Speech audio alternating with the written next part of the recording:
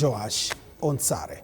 Moja kwa moja ni kwamba huku familia ya Stephen Musili, mwalimu wa shule ya msingi ya Hulugo aliyeuliwa na wauni wasiojulikana, ikiendelea kujiandaa kwa mazishi yake, walimu wasiokuwa wenyeji wa maeneo ya kaskazini mashariki ya Kenya sasa wanaiomba tume ya huduma kwa walimu TSC kuwahamisha kutoka maeneo yanayodaiwa kuvamiwa na wanamgambo wa Al-Shabaab hadi sehemu salama ili kuepuka mauaji zaidi ya wataalamu wasio na hatia. Stephen Vundi Musili aliuliwa kwa kupigwa risasi wiki iliyopita pamoja na chifu wa eneo hilo.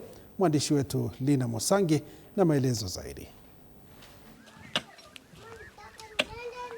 Stephen Musili ambaye alikuwa mwalimu katika shule ya msingi ya Hulugo, kaunti ya Garissa, aliuliwa usiku wa kuamkia Jumatatu wiki iliyopita, huku ndugu yake Kilungia Musili pamoja na mjane wake Lena Vundi walisimulia kwa masikitiko jinsi mauaji ya mwalimu huyo yalivyofanywa na wahuni wasiojulikana. Na kama bibi yake nimeachwa na watoto kidogo, watoto wawili kidogo sana. Moja ni miaka 5 na mwingine mwaka 1.5. So imekuwa so painful sana kupata hiyo ripoti, na imeniuma sana kama mke wake, juu watoto wameachwa akiwa kidogo. Na cha kushangaza zaidi ni venye tulikuwa tumeongea tu vizuri, alikuwa sawa that night, then hakukuwa any kind of tension, aliongea vizuri, lakini asubuhi yake nikapata ripoti kama hayuko. Sijaamini bado kama ni ukweli, lakini inadaiwa kuwa marehemu Vundi aliwahi kunusurika kifo baada ya kutishiwa na watu fulani kufuatia uhasama uliotokana na mwanafunzi wake. Tukio hilo lilishughulikiwa na chifu wa eneo ambaye pia aliuliwa siku hiyo hiyo pamoja na mwalimu mkuu wa shule, lakini wauni hawa waliahidi kulipiza kisasi. Habari ilithreateniwa na watoto mwenyewe alikuwa anafunza. Na after hiyo kwanza alitoka shule akarudi nyumbani na akatuelezea sisi kama familia, na akasema yeye hayuko willing kurudi kule.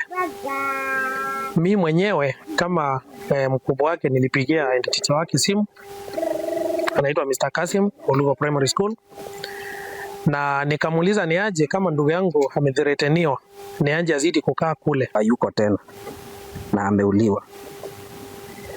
Nikaendelea kufuata mpaka nikaenda kwa ofisi za TSC Garissa. Nikapatana na Sub County Director. Sub County Director ndiye alinieleza kwamba ni kweli ameuawa, na akiwa pale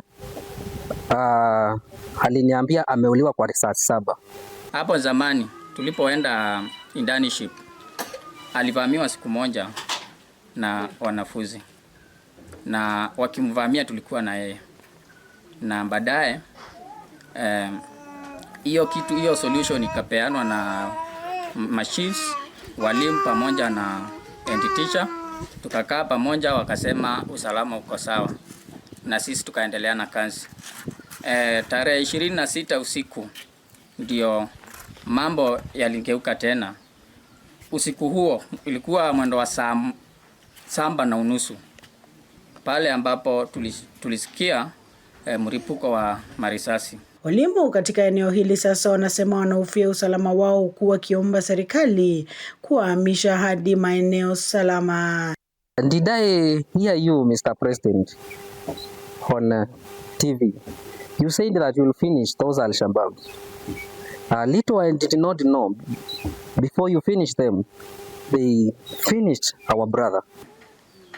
Kama ni walimu wanaweza rudi kule wakuwe walimu wa upande ule, na kama wa upande mwingine wataanjiriwa pale, wasiishi huko kwa muda mrefu, iwe hata kama ni mwaka 1. Na serikali yake, tafadhali, kama itawezekana, walimu wale wote wako pale waondoe kule, kwa sababu hatutaki makaburi tena. Makaburi imejaa hapa, haswa hapa Mwingi West. Nikiripotia TV47 kutoka Mwingi Magharibi, kaunti ya Kitui, jina langu ni Lina Mosangi. Shukran sana Lina Mosangi kwa taarifa hiyo ya uzoni. Tuangazie